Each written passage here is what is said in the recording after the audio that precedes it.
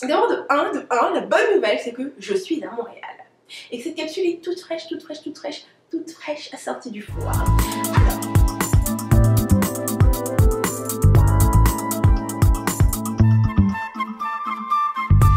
comment créer un programme et le commercialiser facilement? C'est une question que j'avais reçue dans le Club Attitude et moi j'ai rajouté le facilement parce que je crois que faudrait toujours regarder la façon la plus facile de faire une chose. Et c'est ce que je vais te partager parce que c'est ce que je fais dans mon travail, c'est que je crée des programmes de formation que je vends, que je commercialise et je le fais facilement. Donc c'est ce que je vais te partager aujourd'hui. 3 étapes. Bien évidemment, on pourrait rentrer beaucoup plus en détail et développer ça en 150 étapes. Mais là, ce que je vais te donner, c'est vraiment principalement l'état d'esprit que tu dois avoir pour être en mesure de créer un programme et le commercialiser facilement. Étape numéro 1. Demande aux gens ce qu'ils veulent. C'est évident, non? Et pourtant non, parce que la majorité des femmes avec lesquelles je parle, que ce soit durant les séminaires ou les formations que je fais, c'est que souvent on est là en se disant voici ce que je veux apporter aux gens. On est sur notre solution, notre vision des choses et on oublie en fait que si tu veux être en mesure de créer un super programme, ok, et de le commercialiser facilement, la première étape est de savoir exactement ce que les gens veulent. Donc tu vas leur demander ce qu'ils veulent. Et comment tu vas le faire? Tu peux le faire avec un sondage. C'est la meilleure façon, c'est une des façons les plus efficaces. C'est tout simplement envoyer un sondage et leur demander quel est l'élément qui les stresse le plus dans leur vie en ce moment. Qu'est-ce qui crée le plus de frustration dans leur vie? Tu vois, moi j'avais une façon de le formuler parce que moi je parle beaucoup des blocages. Donc c'était quel est le plus gros blocage par rapport à la réalisation de ton projet? Tu vois, donc avec une question comme ça, tu vas leur permettre d'exprimer avec leurs propres mots quelle est la difficulté qu'ils ont en ce moment. Et donc toi, avec un programme, ce que tu fais, c'est que tu crées une solution. Donc une solution en réponse à la difficulté qu'elles ont. La deuxième étape, qui semble aussi super évidente, c'est que tu donnes aux gens ce qu'ils veulent. Tu vois?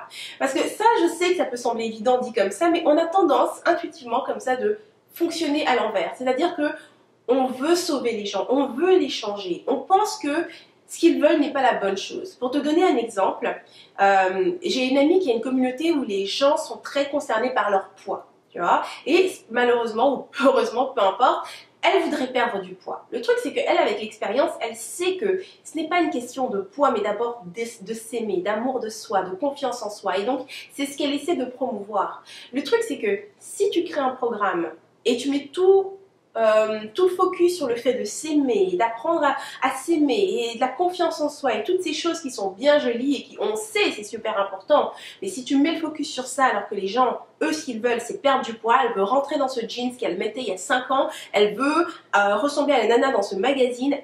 Voilà ce que veulent les gens concrètement. Et si c'est pas ce que tu leur donnes, eh bien, tu auras beaucoup de mal à commercialiser ton programme. Okay? Ça ne veut pas dire que tu dois donner des mauvaises solutions aux gens. Ça ne veut pas dire que tu dois essayer de vendre n'importe quoi. Ça veut simplement dire que tu dois respecter le désir des gens et non les juger. Ton rôle est d'aider les gens et de faciliter leur vie et non d'essayer de corriger quelque chose chez eux qui n'est pas bon. Okay? Donc si tu gardes ça à l'esprit, ça ne veut pas dire que dans ta solution, dans ton programme, il n'y aura pas quelque chose qui les aide à s'aimer. Mais il ne faut pas perdre de vue que tu le fais dans le but de leur donner ce qu'elles veulent. Le résultat du fait de s'aimer, de s'accepter va faire que, oui, effectivement, elles vont perdre du poids. Okay? Mais il faut rester sur ce que les gens veulent. Étape numéro 3, la dernière, c'est de parler simplement. Vulgarise, tu vois. Le truc, c'est qu'on a tendance aussi à agir à l'inverse. C'est-à-dire que dès l'instant où on se positionne en experte dans un domaine, on veut utiliser des termes précis qui correspondent, si tu veux, au domaine dans lequel on est. Encore pour te donner un exemple, il y a quelques années, quand je suis devenue décoratrice intérieure, donc je me souviens pendant mes cours, mes professeurs disaient, pour te donner un exemple, que tout le monde parle de la couleur mauve. Okay, les clients vont dire je veux ça mais en mauve, je veux du mauve. Et ils n'arrêtaient pas de souligner que le mauve n'existe pas. Tu dois dire violet, tu es une experte, tu dis violet.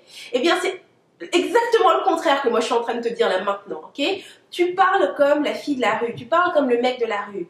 Il faut qu'un enfant, finalement, il faudrait qu'un enfant de 5 ans soit en mesure de comprendre ce que tu dis. Donc ça veut dire que tu évites tous les jargons, tous les termes trop précis et spécifiques par rapport à ton domaine et tu parles comme les gens parlent dans la rue, tu vois. Les gens vont moins parler de confiance en soi, d'amour de soi, ils vont parler de situations très précises. J'ai peur de parler devant les gens, je me sens conne quand je vais parler avec des gens, je ne suis jamais sûre de dire quelque chose d'intelligent ou je sais pas, je me trouve pas belle, tu vois. Donc, il faut arriver à parler concrètement comme les gens parlent. Donc voilà, c'était les 3 étapes qui vont t'aider à créer un programme et à le commercialiser facilement. Si tu appliques ces 3 étapes, je te garantis que tu n'auras même pas besoin de vendre ton programme. Parce que non seulement les gens comprennent exactement de quoi il s'agit, mais en plus, c'est ce qu'ils veulent. Ils te l'ont dit. Ils veulent ça et tu leur donnes ça. Ok?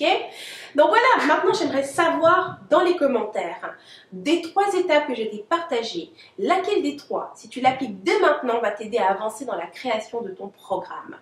Laisse-moi ça dans les commentaires, j'adorerais savoir de quelle façon tu vas l'appliquer en plus. Donc voilà, ça termine cette inspiration. Si tu as aimé cette capsule, tu cliques sur j'aime et tu partages autour de toi. Et si tu veux d'autres inspirations comme celle-ci, tu me rejoins sur rebellecreative.com. Inscris-toi et je t'enverrai mes prochaines inspirations de mon cœur vers ton mail. Donc c'était Henriette Nzaka. Je te dis à la semaine prochaine et d'ici là, agis comme rebelle créative. Tu vis à fond, sans culpabiliser, sans complexe et sans stress. Mouah.